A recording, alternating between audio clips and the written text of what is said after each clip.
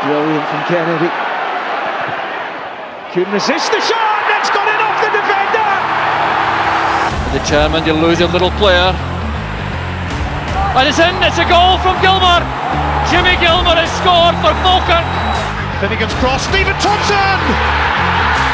Falkirk have the lead after a quarter of an hour. McKenzie slips, it goes straight to McGuffey. McGuffey shoots from his own half, and that is incredible! He's taking them all on here. Catch him if you can. You can't. That is amazing. That is phenomenal. A touch of individual inspiration from Kevin McAllister. This is Falkirk Daft with Haldane Construction Services. Hello once again and welcome to Falkirk Daft. 4 games, 10 points, 12 goals. Falkirk are the greatest football team alive, ladies and gentlemen. I'm John McInally, and in the last 7 days it is official. The Forth Valley is navy blue. The best team in the Forth Valley. We've got that crown once again after beating Stirling, Albion and Alloa there on Saturday. I am John, as I say, and I'm joined as ever by the main band, one-man stand main band that is. It is Ross Wayne. Good afternoon, sir. How are we today? I'm very well, thanks, Ross. We both didn't get to Alloa, but I had both watched it on the telly on Saturday night. Fantastic stuff. We'll get into the game in just a bit and talk about the Stirling game as well. But first, before we do that, I need to say thanks very much to Peter and the guys at Haldane Construction Services. They are our sponsor for this year's Falkirk Daft. Peter dropped me a message yesterday, actually, just with some updates, things that we can talk about, because we've talked about swimming pools. Yeah, and apparently there is one in Larbert, by the way. Someone got in touch with the podcast and said there is a swimming pool in Larbert. So we don't know whereabouts it is Larbert. What's that? Of course it's Larbert.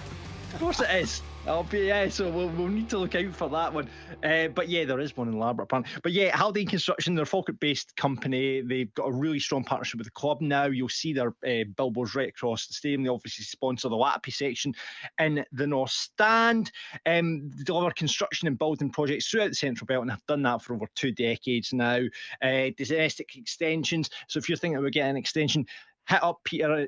Good Falkirk supporting company. They'll carry out the job to the highest possible professional quality and ethical construction standards, and they'll give you a competitive edge and they'll give you a decent price. Just say that Falkirk Daft sent you down to them. They've won loads of awards, including Federation of Master Builders Award for the second time running this year. So if you want to get in touch with Peter and Haldane Construction, it's dead easy to do. haldaneconstruction.co.uk is our website. You can get them on Instagram, Twitter, LinkedIn and Facebook, or you can drop them an email, info@haldaneconstruction.co.uk. Like I say that Ross and John sent you down. Peter will give you a great price if you're thinking about doing an extension or something in the house. So yeah, great. Thank you once again to Haldane Construction for being this year's sponsors to Falkirk Daft. Now last week, Ross, we asked, where do you watch Falkirk Daft? Whereabouts in the world do you watch it? I mean, you might listen to it on your way to work. Let us know. We'd love to hear from you. Drop us a tweet at Falkirk Daft. Alison got in touch, said, hubby and I caught up on the podcast. We always watch an episode on YouTube. So this is Alison said there's a picture of her and her husband sit down and watch it on the big telly. Amazing. We are their highlight of the week. You should be very proud of that, but also really worried. Well, that is true. That is very true. So thanks. Please get in touch with us. Let us know where you watch the podcast or listen to it. We'd love to hear from you. Challenge Cup draw during the week there, Ross. Ayr away on the 5th of September. Yeah, it's a tough tie, actually. Obviously, we played them last year in the Scottish, so we know what they're all about. Lee Bullen will be up for it as well. Somerset Park's a wee bit different these days because they've got a lot of construction going on. It's the first bit of stadium improvement since 1912 or something like that, I'm sure, at Ayr. But yeah, so hopefully a night under the floodlights, John. Hopefully a good Falkirk crowd will go down there. It's not on TV. The reason for the date change was apparently there's some air show down in Ayr, weirdly. Yeah, the big air show's always down there. So the police thought, we're not having 1,000 Falkirk drunken bums coming down. We've got enough to do. So yeah, it's on Tuesday the 5th. So hopefully a good crowd will be heading down. No, it's always a great place to go, Somerset Park, to watch football. I always really enjoy watching football there. But yeah, hopefully that is all good. We'll enjoy watching that when we head down there. I think there's a few, there'll be a few buses going to that, Ross. I would think so. Yeah, the usual buses will be heading down. I would think. I genuinely think it'll be quite a good crowd will go down. I probably would have been bigger on a Saturday, but then it is the September weekend, which they've now avoided. I think the Scotland game is the Friday night, so there might have been a few sore heads after that. So actually, it might be an okay crowd heading down. Yeah, and obviously they'll be looking for revenge after the Scottish Cup match last year. So they've started the season all right here, though I noticed they got beat 3-0 there at the weekend. Was it Arbroath beat them, I think? On Saturday, no, it was Dundee United. Dundee United, yeah. Dundee United seem to be going good guns this season in the Championship. So we'll see how we get on there. It'll be a decent game, I suspect. New academy sponsors this week, Street Lighting Supplies, who've always been supporters of the club. They've jumped on as new academy sponsors, which is great. Yeah.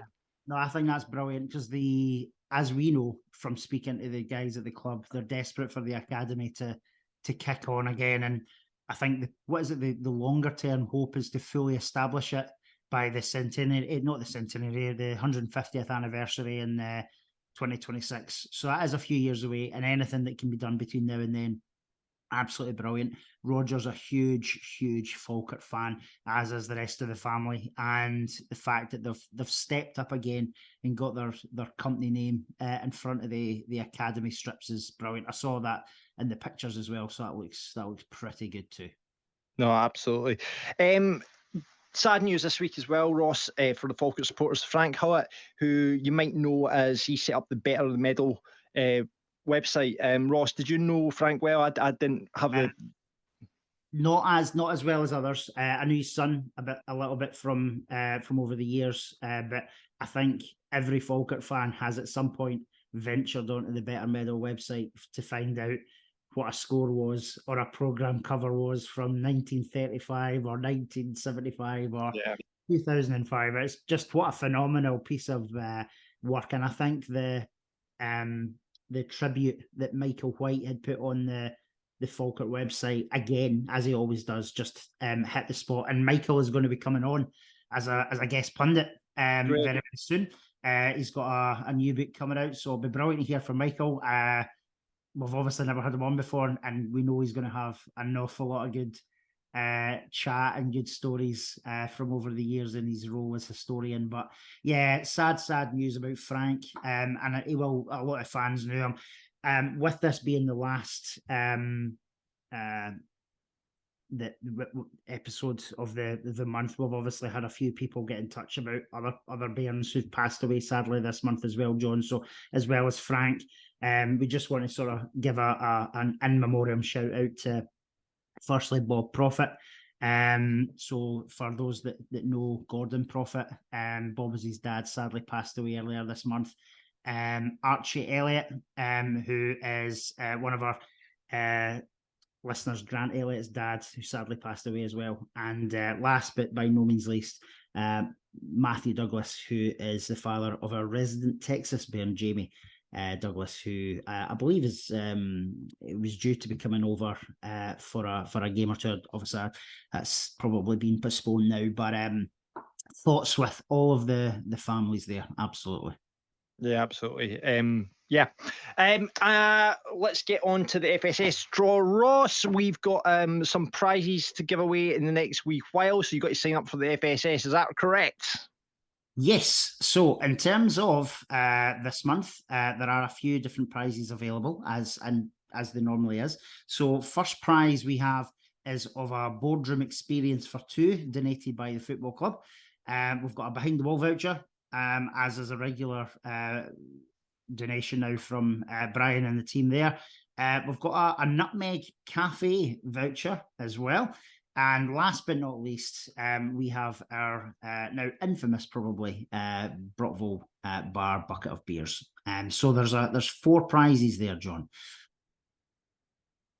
Fantastic. And are we doing the draw just now, Ross, or are we doing that next week? No, we're good to do it today, John. We're absolutely good to do it. Fantastic. So let me get up the computer generator of numbers here. How many numbers are we at in terms of the FSS? They've got 723. 723. That is getting typed into the supercomputer right now. Okay.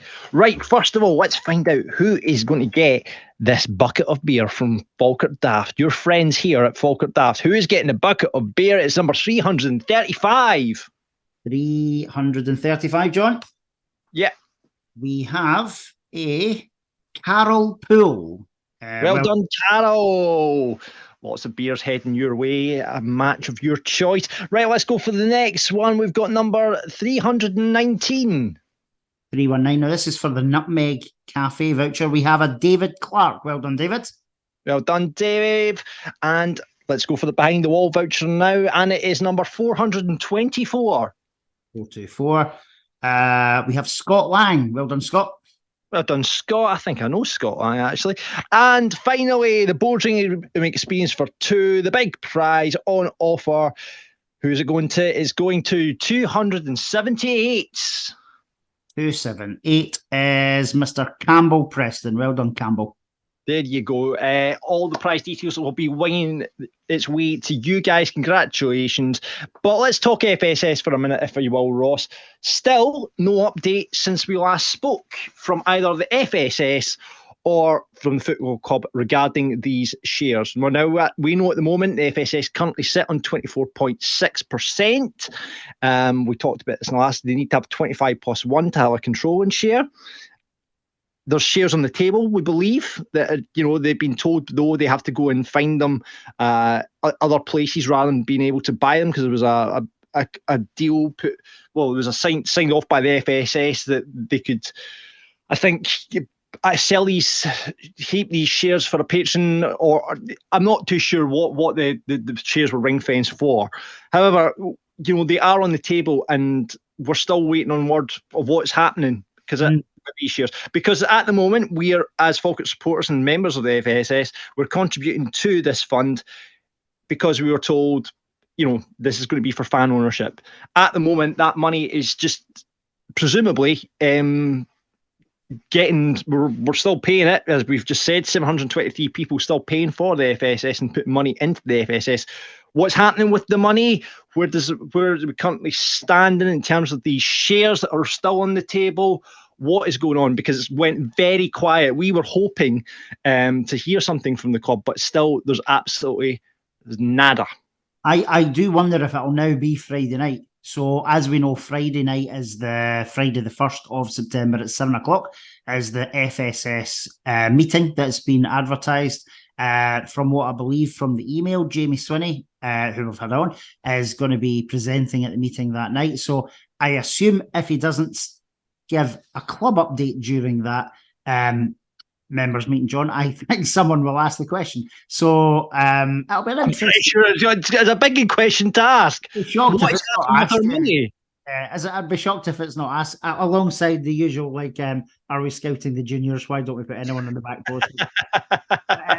Yeah, listen, I know I'm the optimist out of the two of us, but I genuinely think things like this, I'd like to hope will be all worked out in the backstory. But let's hope that on Friday, during Jamie's presentation, the club's thoughts and feelings and actions behind it come out as well. And obviously, as you said, we've not heard from the FSS either, really. So it'd be good to hear how from their side, because as far as we know from the press release and everything else that's been online, obviously when the FSS signed the agreement with the club, it was once the shares were bought up, which they're not. So we're all in agreement that all the shares aren't bought yet. The question will be what will happen with the money. Now, I assume that will come up in conversation on Friday night too. I think it's alluded to in the email from the FSS that they want to gauge fan opinion as to what the money could be used for. Obviously, if an agreement's been signed with the club that they are, regardless of output, as the fact they'll be getting the money regardless, it could be an interesting meeting, because at the end of the day, right, as we said in the last podcast, it's our club now. It's a fans' club. Now, everybody's money, whether it's the FSS, the patrons, or the guy who goes and pays at the gate, it's our club now. We just need to make sure, because everything seems to be going right on the pitch, and it has been going the right way off the pitch as well. So we don't want anything to derail that. So I really, really hope that there'll be some sort of update on Friday night. Yeah, well, because we know that there's 0.4% still that the FSS need to make up. So at the moment, the money's going into the FSS. Our money's still going to the FSS, but we're not getting these shares. So it kind of makes a mockery of this Forever Falkirk Fund as well, because effectively now at the moment, the FSS is almost charity. It's almost like we're donating to the club. Now, if the club are taking that money, the fans should get a decision on how that possibly should be spent, or should there be, we're now donating, and if another share option comes available and more shares are made available, the FSS then should go, well, we've given you this, we want those shares in return. So, well, obviously, John, you and I are not going to be able to decide whether that happens or not. I think I'm sure the question will definitely be asked on Friday by someone if that scenario was to rear its head in the future. Because as you said just now, we know there's not going to be. We're not sure when there will ever be another share issue or what will happen there. So, it'll be an interesting meeting on Friday night, I think. Yeah, I'll be going down to that one myself. I think it's good. Some interesting questions will be asked at that meeting. So if you are an FSS member, get yourself down there, because I think there's a lot of questions that need to be asked at that meeting. Like you say, Ross, hopefully behind the scenes, we're not privy to what's going on, that there is discussions being had between the FSS and the club of how to resolve this situation. But yeah, these questions, like us supporters who contribute to the FSS, we just want to know what's happening with it. And that needs to be resolved either at this meeting on Friday, or if it's not, I'd love to invite both the club and the FSS on to discuss this matter, because I think, from the outside looking in, we're just, you used to do stuff for the FSS committee, Ross, but I've never been involved in that side of things. But I'm a member, and I've said numerous times in this podcast, I'm not 100% of fan ownership at this level, but questions need to be asked, I think. So we'll find out what happens on Friday, and we'll report back here on the podcast next week. Now, we've got a competition. Thank you to Slapping the Base Designs. Slapping the Base. You can get them on etsy.com/shop/slapping the base designs. And that is slapping, SLAPPIN, D-A and base designs. Check them out on Instagram as well. But yeah, they've given a couple of decent prizes here, Ross. They have indeed, yes. So Bairns fans may be familiar with it, for those who are on a couple of the club's Facebook pages, the unofficial ones, because, the guys over at Slapping the Base have donated. They've got two giveaways for us, basically. The first is going to be a set of A4 prints. Now, these are fantastic work. One is of the Hope Street turnstiles, and then the other one is the Brockville Tunnel, and it is just fantastic. I'll send you on the links, John, so you can add these into the YouTube version if that's doable. But I'll send you these on. And the second giveaway is a set of the same prints, but in A5 size. So in terms of what people need to do is, in the coming days, so probably in the next few days, you'll see something on our socials around how to win those prints. But yeah, they look absolutely fantastic. And a big shout out to the guys at Slapping the Base for donating the printing, and it does look amazing. And they've said that the artwork's printed on the highest quality card stock available, so it really does look like a cracking prize. Well, I think one of those should be given away if we get to 1876 followers on Twitter. We're currently kind of hovering at 17 something, so I think we'll put one of those prizes aside, and for whoever is our 1876 Twitter follower, we will donate those prizes to you, one of those prizes to you. Brilliant. Yeah, no, that would be brilliant, John. As we put on the socials on Friday or Saturday as well, it would be amazing for us to get to 1876 followers. We'll just shut it at that point, will we? Yeah, I think so. And we'll just stop there. And and we'll have a couple of captain's armbands to give away as well. So one for one of our followers on Twitter, or X as it's now known, and one for a follower on Facebook, because these armbands do appear to be sought after by both old and young these days. Yeah, well, the young team, I did see Rory Buchanan, shout out to Rory. He got the armband against Alloa there on Saturday. Saw a picture of Martin's, lives around the corner from me. So I'll be looking out for Rory kicking about in his captain's armband with the Falkirk Daft logo on that. So well done to all the kids that have managed to get an armband so far, because like you say, Ross, it's just a nice touch, and it's great to see those pictures and the smiles on the faces when the kids get it.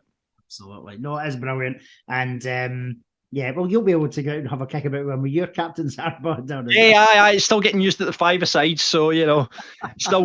I've not had it yet, however, because it gets to the best player in the park. We always the best player of the previous game gets to wear it and then passes it on to. I've not had it yet, though. I had a very good game last Monday. Oh, nightmare. Right, okay, let's get into the football then. Two matches to talk about. Let's start off with Falkirk 3, Stirling Albion 0. Brad Spencer, Callum Morrison with a penalty, and Ross McKeever with a brilliant header. No changes from Cove. Gary Oliver was back in the squad. McGinn still injured alongside Sean Mackey, and funnily enough, Brad Mackay binned out of the squad altogether. Yeah, don't know if it's an injury or if that's just from the mistake at Cove. He's just found himself binned out. I don't know, John. I'm going to assume it's an injury, and that it's not the fact that on the last podcast you and I were pretty vocal, and that I feared for your life because he was only sat 3 seats in front of us the other night against Stirling. He was. If he'd turned round or heard my voice, I think he would have been, "You're that twat who said I should never play for the club again," aren't you? So he's not been in the last 2 squads, so it could be injury related, or maybe John McGlynn just does listen to us, John, and he takes it up. I'm sure he does. We all know his daughter listens after last season, so it was interesting to see that. Great news, the ultra section is now official, and again, he just makes such a difference. Over 4,000 to that game last Tuesday, by the way. That's brilliant for a Tuesday night game. 4,301 or something like that. Obviously, there was 200 or 300 through from Stirling, but 4,000 home fans on a Tuesday night was just brilliant. And the noise that was generated, obviously the new singing section's doing its job, but there was quite a few times on Tuesday night that it did make its way along the Kevin McAllister stand, probably still to reach the fever pitch of the main stand.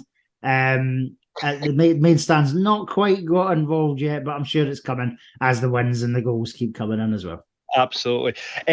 You had an issue with socks on Tuesday, though, didn't you?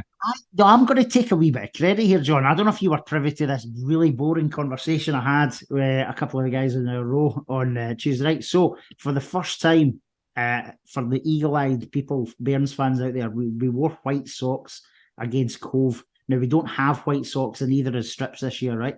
So I'm going to take a bit of credit for this. I made a really boring moan to Keith Gourley after one of the first friendlies, and we had the away shirt on, the away shorts, and we had the home socks or something, or vice versa, and it just looked odd. And I said to him, "You need to get a pair of white socks in there for the occasions where we can't wear the red or the blue." And he's came up trumps. We've got white socks now, and it did look kind of cool because it reminded me. Do you remember when we used to play Stirling Albion in the 90s, and you had like Dragutin, Ristich, and Jamie McGowan playing? And whenever we played Stirling, we always had to go to white socks with a Hummel strip, and it always kind of looked kind of cool. So I'm going to take a small bit of credit. I've now bored myself just retelling the story. I'm bored with listening to this sock chat. Oh my God, that's the big thing with it's going to be red socks. I don't care what Falcon socks they play in, just win games as we have been doing. Well, that's true, man. That's true. But listen, I think it was probably the best 45 minutes I've seen from a Falkirk side in many a year against Stirling. I mean, bearing in mind the opposition we were playing against, and they would have been tired after the exertions against Aberdeen in the Cup, but I thought it was a complete display in that first half. It was phenomenal. We absolutely tore them apart. I thought it would have been a harder game. And I know granted, they did play 3 or 4 days beforehand, but it was 3 or 4 days. Granted, they probably put a lot into it against Aberdeen, and Aberdeen would have had them chasing shadows at points. But I expected a harder fight. But as you said, that first 45 minutes was phenomenal. And we just it never looked like being anything other than a Falkirk win. Yeah. No, really, really good. I mean, like you say, we flew out the traps. Morrison hitting the post just after 3 minutes, I think it was. And it was just like we were flying, absolutely flying. And we got a penalty. Whoa. I know, that's weird, isn't it? It was very strange. Brad Spencer, the more and more you see Brad Spencer, why is he playing in League One? He is an absolute class player. Unbelievable. Yes, he was both games in the last 7 days, actually. He's been fantastic. But on Tuesday night, that mazy run and very tidy finish was absolutely beautiful. Absolutely. Yeah. Unbelievable. I mean, and then we've got to give a shout out to Sam Long as well, because it could have went one apiece. And what a stunning save that was, with his right hand, just pie it out. Great save. So, I mean, he kept it at 1-0, and who knows what would happen if it went to 1-1. Well, that's true. It could have been very different had they scored at that point. Brilliant double save. He's more than deserving of his starting slot for me just now. And I think it's amazing that we've got two very, very competent keepers, and we do, because Hogarth's fantastic as well. And he must be frustrated because he just can't get a look at it. But how could we drop? And it's not that Sam Long is perfect, as we'll come on to when we talk about Alloa's goal, but he does far, far more good than harm. So for me, you can't drop him just yet. And the big man's at it again, looking for that. Is it do you see 20 or 30 goals Ross McKeever's going to get this season? I think I said 30. I'm sure I said 30. And what's he on now? 7 or 8, I think it is. So are we talking league goals though? Well, I think between league and League Cup, which is what I think it's in all competitions, I think he's on 6 across the league and the League Cup. And I'm sure I know friendlies don't count, but he certainly scored a few in pre-season. I'm going to take that towards his 30, but but I think he's flying just now. He's absolutely flying, and as you said, what a header, by the way! What an absolute header! Delicious ball from Calvin Miller, and just what a header!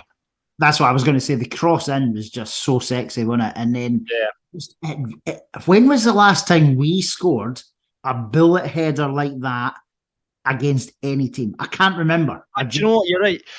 Ola's diving header against Edinburgh last season. Maybe. I suppose that was a good header. Good diving header. But that kind of move, playing out for the wings, the ball into the box, boom. Yeah, it was brilliant. Absolute amazing header. And Ross McKeever absolutely fine, as we'll speak about in a minute. So yeah, Stirling, like you say, second half. I mean, it was more, it was like job done the first half, and the second half was just like... It was job done. They tightened up a lot, you could tell, and they had to, because... I mean, Big Alfie could have scored in the first couple of minutes of the second half as well. When he went through. He did. Big Alfie continues to amaze and frustrate every game at moments. But again, I'd rather have him in the team than not, because... And I think someone's going to mention this in some of the fans' comments that we talk about, but our front 3 or 4 just now, they're an absolute menace. So you definitely want him in the team than not. Yeah, absolutely. Then we moved on to our second derby. Or are we classing this as the fourth derby? We'll class it as a derby. We faced Stirling, Alloa over the fourth there. Again, we've went to the Rex a couple of times, and had, last year we obviously had that goal in the last minute, which kind of was maybe a turning point in our season, actually, when you look back at it, when they scored in the last minute. But yeah, it was 4-1. But again, just we flew out at them and just got right on top of them straight away. I mean, relatively. Tap-ins. I mean, just tap-ins at the back posts. Listen, they all count. I think we probably expected a tough. Like we didn't get a chance to preview Alloa because obviously when we recorded the last podcast, it was prior at least a week away until the Stirling game. So we didn't really get a chance to preview Alloa. But I think you and I, as well as probably everyone else, we expected again a tougher game than we actually got. No changes from the Stirling Albion game, which wasn't a shock to me as well. Did you see Alloa's tweet a few days before the game about it was like a giant wasp and they were going to time to bring down the steeple, apparently, John. Apparently so, yeah. Yeah, I don't know if they've noticed, but it is still standing very much so. I did see someone getting a jar of the wasp and putting the wasp in the jar on Twitter. But yeah, I mean, what do you say? Calvin Miller, tap in, argument, tap in. Just very similar moves, and getting that goal just before going in for half time was a kind of killer for Alloa. It was, and I think at 2-0, we all thought it probably is done, but we all wanted more goals. But I think at 2-0, the way the game had been played, obviously, as you said at the start, neither of us were able to be there on Saturday. I actually was watching the game with my relatives down in Derbyshire who don't see Falkirk that often, and they were like, "Why are Falkirk in League One?" I was like, "It's not like this every week." But I was don't ask. It started with Hartley and some really poor decisions at the boardroom level. Yeah, exactly. We're opening up a can of worms there, but I know you've been onto your third or fourth whiskey, right? Okay, and then what happened was this guy with a laptop came in and took over the club, and then we were then with COVID. Yeah. I again loved Miller's wee darts celebration. Yeah, like that. What was the? Don't know what it was all about. Had he been listening to last week's podcast about the darts boys? Was he? Maybe that's the case, but I must love the darts, so he must be the top dart player in the second half. Again, just Spencer running the show.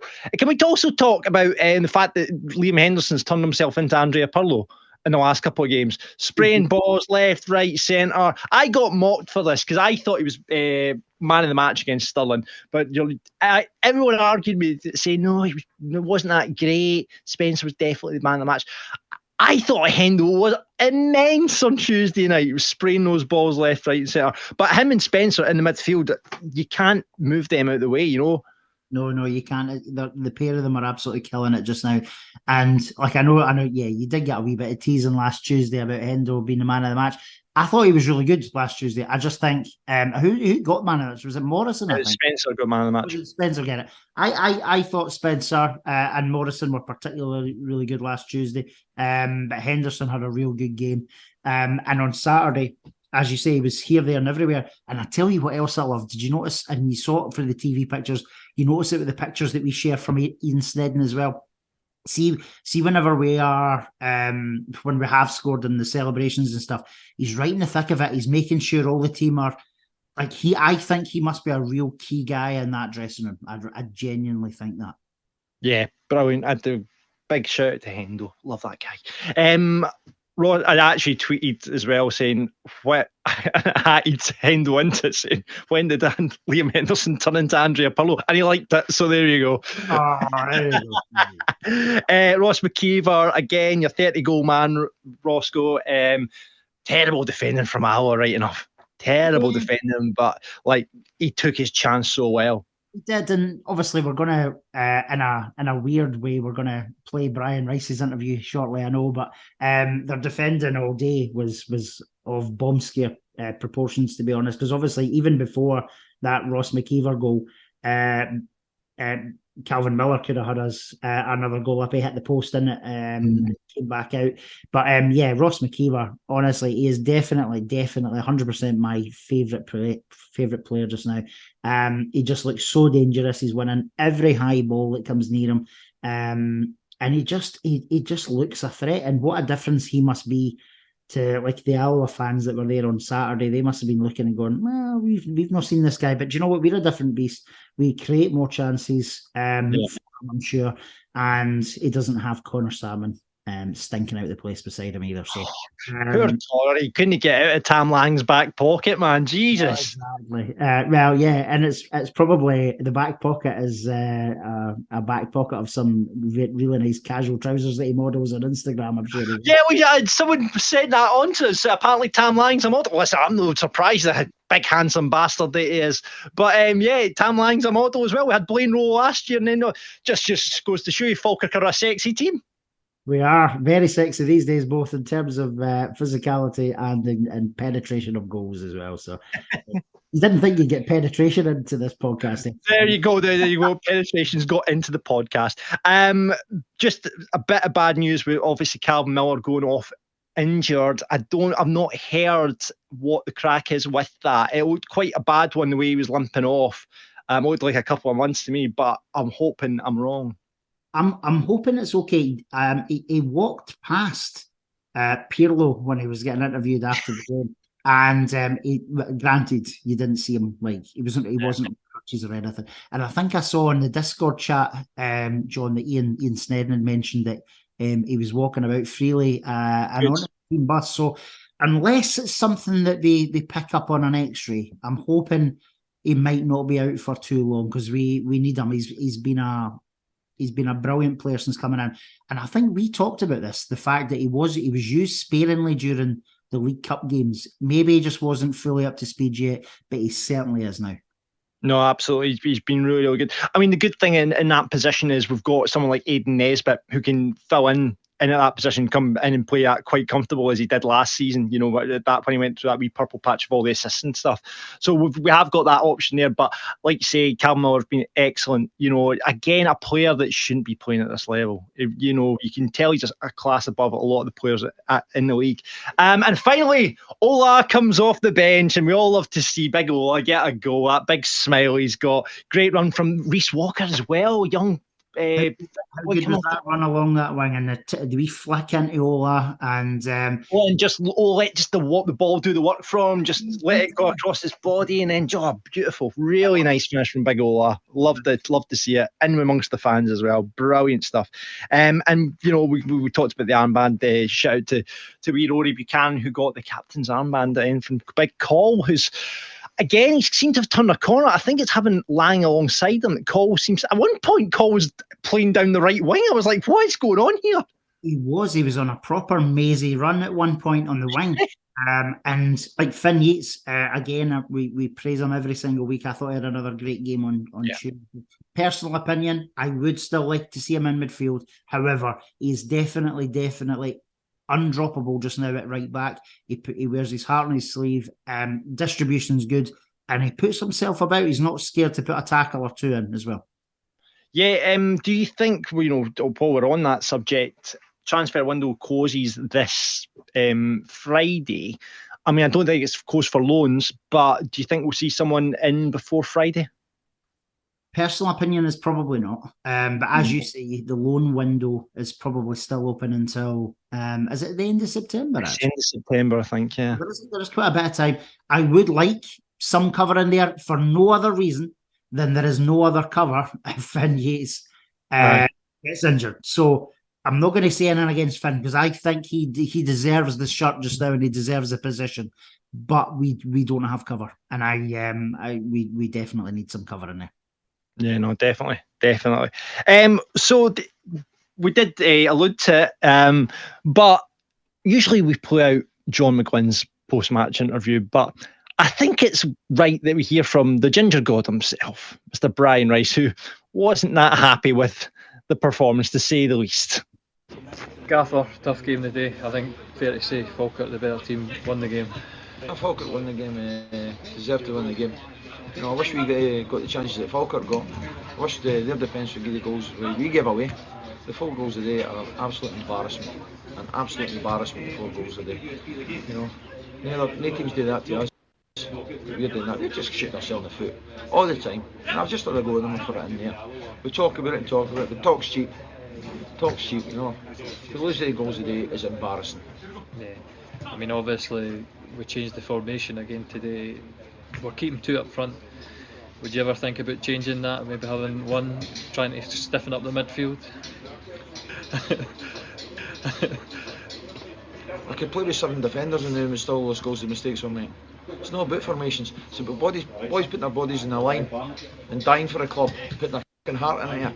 That's what it's about. It's not to do with formations. Somebody putting their heat where it hurts and taking responsibility. So don't talk about formations to me, because formations mean nothing if you don't put your fucking heart and soul into it. Well, obviously tough weekend, and we'll go into next week against Cove.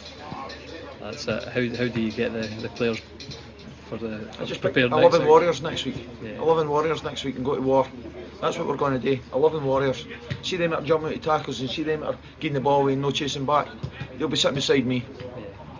Yeah. Obviously, again, we've got a couple in the stand. Donnelly again with an injury. Yeah, these Can are you maybe injuries. give us an You know, the update? boys are injured. Yeah. You know, Scoogle's got a knock there. Tags isn't ready yet. It is what it is. Yeah. It is what it is. There are no excuses. It's 11 v 11 out there. Don't make mistakes. Be strong in your opponent. Be quicker or match them. There are 4 or 5 in there not doing that. Yeah. But Thanks, next Brian. week will be different.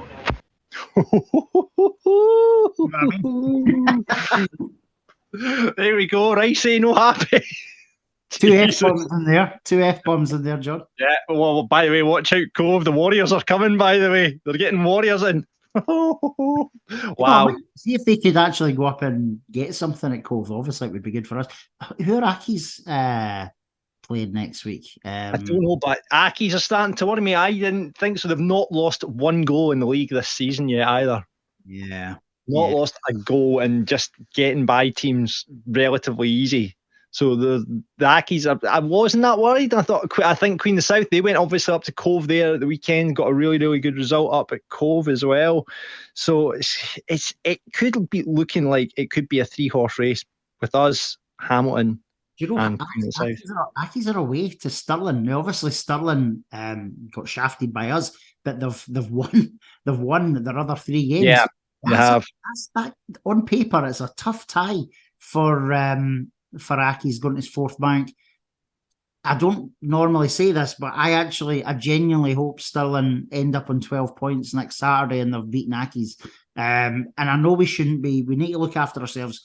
I said this at the very first episode. I think the only team that will cock this season up for us is us. If we do our business when we're meant to do it, we'll be absolutely fine.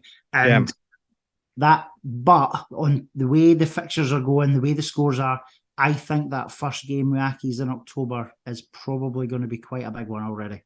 Yeah, absolutely. We'll see how it goes. Right, let's get the view from the supporters on the Alloa game. Pete says, great performance. Only negative was injury to Miller. Hopefully nothing serious, as the front 4 are absolute menace. They are, yeah. And as Pete says, we do look frightening going forward. So long may it continue. Paul says, as accomplished a performance I've seen in a long time. Some real gems in Miller and Spencer, and the McKeever juggernaut keeps on going. I get the feeling that something is building, and I have had hesitant optimism at the moment. Hesitant optimism. There you go. Stephen, for me, Tam Lang was an absolute colossus. Can't remember a header he lost against Salmon, which completely nullified their threat. Yeats is getting pelters online for not being a right back, but what an engine he has up and down all game. Spencer is simply a Rolls Royce. Indeed. Graham says, I thought it was a very good performance from the team and should have possibly been more. Hendino, there we go, John. Hendino and Spencer bossing the middle of the pitch, and McKeever still on course for a 30-goal season. I hope Miller's injury isn't as bad as non-contact injuries tend to be. Yeah, fingers crossed. Scott, this team are the real deal. Finally look like everyone is playing for each other and the shirt. Who's it that has? Who's got the catchphrase "the real deal" again? Is it David Dickinson or something? David Dickinson, yeah. Do you remember years ago the shuttle lads used to have David Dickinson cut out at the games? That's right. Yeah, I remember that. What happened to the David Dickinson cut? Bring back cutouts to football. We've not had a good cutout of football for a while. There was I saw someone kicking bit with a Ryland cutout as well. I think I was a Kilmarnock fan. Oh right, was it to do with the cinch thing? Yeah. Let's bring back celebrity cutouts to games. If you've got a celebrity cutout, take it along to the next home game, please. There we go. John says, controlled the game throughout and looking a real threat going forward. The new spine of the team is making a massive difference. Long, Lang, Spencer, McKeever. It's early days, but much more solid than last season. Plus, we now have a real goal threat and a focal point up top. Yeah, and Grant says the type of performance we wanted for ages now, 2 of them in a row. Long makes a difference in goals. Maynard, great save early on. Daft mistake for the goal, but he's a young goalie. Front 4 working well. Hopefully Maynard's okay. We didn't actually mention, obviously, the Alloa goal. I mean, the game, we were up the road with the game by that point, but it was a pretty poor mistake from Long for that. Yeah, no, he does more good than harm, John, doesn't he? But yeah, he had that mad moment at the Thistle as well. He did, yeah. No, absolutely. And finally, as is now the tradition, the ITV news, and finally, a regular comment from Willie Stroker on Twitter. Alloa got cummed on. Brilliant. Fantastic. So, Falkirk Daft rated for the week. Ross, who are we going for? Between the Alloa games. Between the 2 games, over the 2 games. Oh, do we want one each or just one? No, just over for the week. Let's give him for the week. I'm gonna go Brad Spencer. Brad Spencer, yeah, I'm going to second that. I'd love to give it to Big Pirlo himself, but yeah, it's going to be Brad Spencer just over the 2 games. I thought he's been excellent. A special mention again for Big Tam Lang, unbelievable. Like I say, Connor Salmon will be struggling to get out of his back pocket by now. What about Falkirk Dafty? Oh, it's a tough one. 2 solid performances. Do you know, I made a joke, and it is a joke about this on Tuesday night. I'm going to give the Falkirk Dafty to Dave Mack on the tannoy. He got 2 subs wrong on Tuesday night. Now, whether he was at fault or somebody else who told him somebody else was coming on, I don't know. But I'm going to give the Falkirk Dafty to Dave Mack, who, yeah, he got a couple of the subs' names wrong, didn't he? Bless him. Poor Dave Matt, yeah, he's got to go to the Falkirk Dafty of the week. So sorry, Dave. And listen, if you want to be, we've not got a guest pundit this week, but if you want to be a guest pundit, please join us on the show. We'd love to have you. Drop us a DM on our Twitter, Facebook, or email us pundit@falkirkdaft.co.uk. This is Falkirk Daft with Haldane Construction Services. Right, let's look ahead to Edinburgh next. £11 to get in on Saturday. That's a good wee price, isn't it? A very good price. Obviously, as we know from going there last year, it's not the best place in the world to watch football, but £11 is pretty good value, even if you are just sort of standing on hard tarmac and there's no terracing or something. But £11, pretty. It must be by far the cheapest adult ticket in the league, I would say, John. Certainly, what are we, 20 or 21, aren't we? So by far the best price. However, I think after the run of games and performances, I think the away end officially holds something like 800 to 1,000. I would be shocked if this doesn't sell out early this week. I think we'll take a brilliant crowd through Edinburgh on Saturday. Yeah, I think it will be good. I'm still toying if I'm going to get through or not. Hopefully I can. But yeah, there's rooted at the bottom of the table, 0 out of 4 games. Not going great guns this year, Edinburgh. They had a wee spell last year, didn't they? You know, they came to our place and beat us at a time where we were really struggling. But yeah, they've not had a great time, and obviously going down 3-2 to Annan there at the weekend as well. So no, it's not been great for. And saying that, they played Queen of the South and Hamilton, who we've already spoke about, and Stirling and Albion, who've all been going good guns. So it's maybe not as easy as we think. Yeah, no, they have had a tough opening set of fixtures. You just wonder if the uncertainty over certain aspects of the club are maybe still impacting them on the field. What was interesting was a few of the players that they had on loan last year from, I think they had a couple of guys at Hibs, from Hibs, didn't they? I noticed these guys have actually were in the Hibs squad. Yeah, we were playing yesterday, yeah. They've obviously lost players there. They've still got goals in their team, though. We know about Innes Murray. He's the man of the moment who normally gets a goal or two. And they've got a young lad, ex-Falkirk Academy, and on loan from St Mirren, that Kieran offered. So, yeah, they've got players to watch. And I think we need to absolutely respect them, as we have done every game so far this season. However, if, again, sound like a broken record, if we're serious about winning this league, we need to be picking up as many points as we can.